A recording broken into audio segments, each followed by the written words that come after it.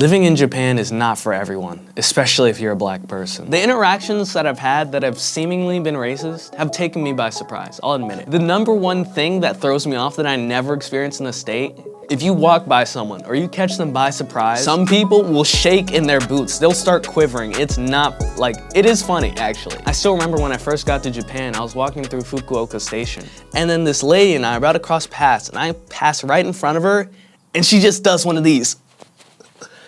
Zero exaggeration, zero exaggeration.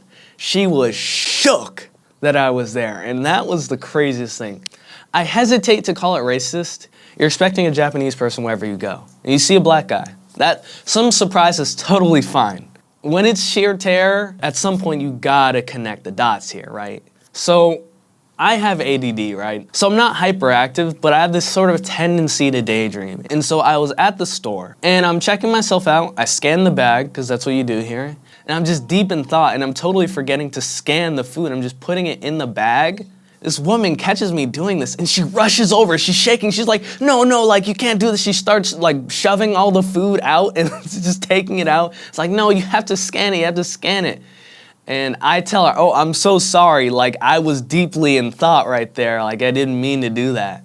And she just walked away, and in my head, I'm like, she thought I was stealing. And that's the thing about racism, is you never know it 100%. Unless someone literally just comes up to you, calls you the N-word, and says they don't like you for being black. You won't 100% know. But my radar was flashing here. Because it was the demeanor. And here's the thing, here's why, especially, I'm not gonna lie. Guilty, I've done this once, maybe once or twice before, I think once. And the first time it happened, someone kindly came up, gently told me, like, here's what you have to do, you're doing the wrong thing. And I was like, oh, okay, like, thank you, sorry. And that was that. It was the juxtaposition between the two experiences that told me, okay, this person might have some sort of fear because of what I look like, that I have a certain intention. And now she's in fight or flight because she thinks this is like a criminal that she's dealing with. It is what it is. I made the mistake, and so something happened. And whether or not it was racism, only God knows if that was racism. Only God knows, and that lady. And she might even know. One thing that you really get a lot of in Japan is ignorance. And people acting out of ignorance and not knowing how to act around people of color. Now I'm at Family Mart, and I'm just, buying some family chicken and a salad. That's my go-to lunch. And the lady checking my food out, she looks at me, she puts her hand out and says, wow, our skin tones are so different. Like, put your hand here, let's compare. She hit me with one of those, which is crazy because that's like, as a black person, if you grew up around white people or people of different color, you probably experienced this in like elementary school. Like it's an ignorance thing, right? It's not necessarily racism, but it kind of is because you're an adult and you should know better, right?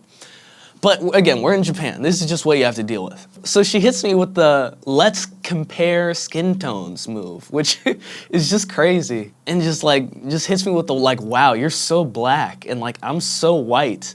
And like, do you think I'm yellow? Because my grandma is yellow, but I'm like so white. And this interaction, like it really took me. I was walking back, I was like, dang, I really got dragged into an oddly racist conversation today.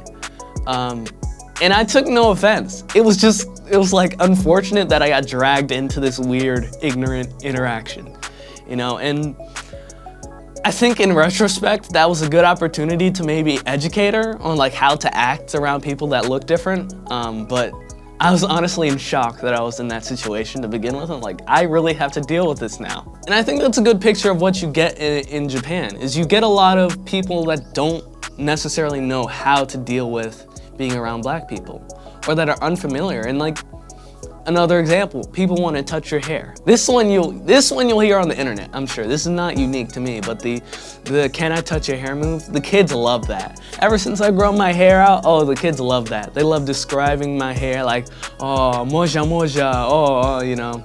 Again, I'm not upset at it. A lot of this I'm not necessarily upset at.